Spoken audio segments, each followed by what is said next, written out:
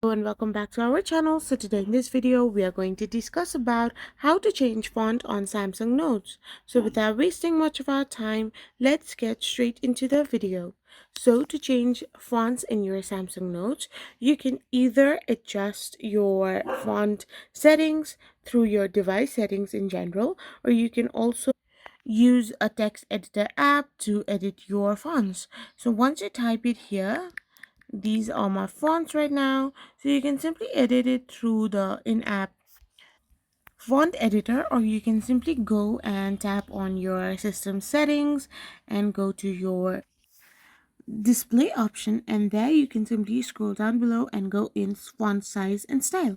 Simply tap on it and this is your font size, and font style you can simply tap it and select anyone or download the fonts as well. So this is how you can simply change font on Samsung Notes. I hope you found this video helpful, so don't forget to hit that subscribe button and do give us a thumbs up. Thank you for watching.